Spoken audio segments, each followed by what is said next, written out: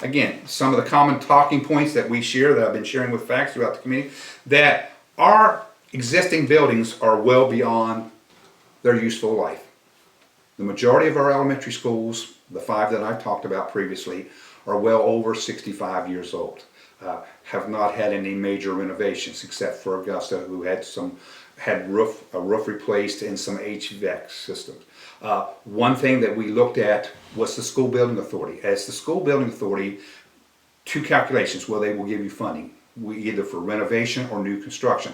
But based on their formula, when they come in and do an assessment of what the renovation costs, if the renovation cost is greater than 60% of the total value of to build new buildings, the SBA will not provide any renovation funds. They simply say new construction, and then we will support that. Again, following our previous plan, following what the SBA has said, our CEFP committee, again, when they looked at it, the renovation costs were too great, more than 60% of the total cost.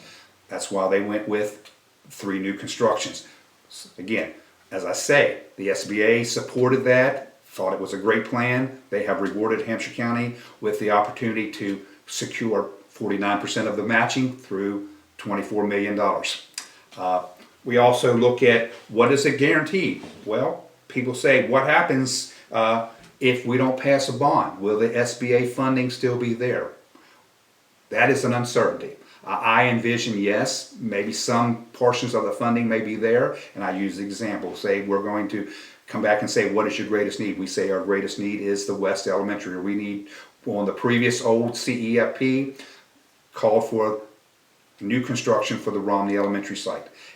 Again, I use that number, $15 million, roughly $800,000. The SBA says, okay, we'll give you $8 million for this project alone. Again, yeah, that's wonderful. That's 50% of the project. But again, that means Hampshire County Schools has to secure the other $8 million.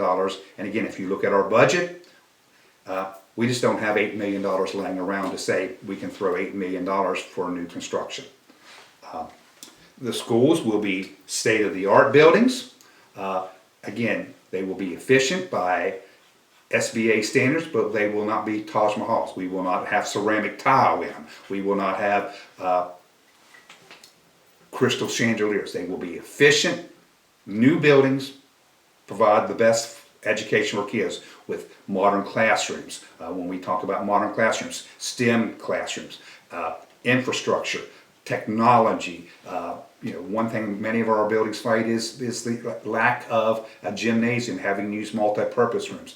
The new construction calls for new gymnasiums for each, as part of the construction for each building. One thing we are certainly looking at is the improved security measures for our schools. We know we have multiple schools that have outdoor portable buildings where students are traveling in and out each day. We don't have secure, once you get past that initial door within our schools, you have full access to our buildings. So we don't have, lots of times we don't have secure buildings. The other issue is several of our schools, this water issue. One school, the John Jay School, we are always say we're 1 water test away because of the daily testing for arsenic in the water. Slainsville has a problem with water pressure. If the dishwasher's running, the commodes are slow to fill up. It's again, it's an issue. And the other thing is we're looking at is hopefully extending the water, the Central Hampshire water to the Slainsville area. We're currently working with Central Hampshire Public Service Department and their engineers. We talk about bond passage. Again, what will that mean to the average homeowner? If you have we used the number $100,000 of assessed value.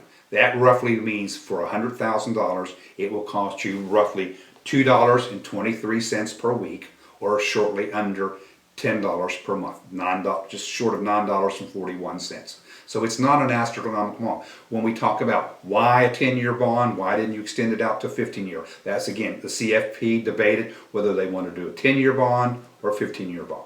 When we looked at the difference between the cost of the 2 bonds, it wasn't astronomical. I think it was roughly, one was $100, one was $113. So the bond committee, or the CEFP committee decided, let's go with the 10-year bond. Hopefully we may be able to pay it off early, or at least in the process then we begin looking at addressing a new high school within 10 years, 8 to 10 years.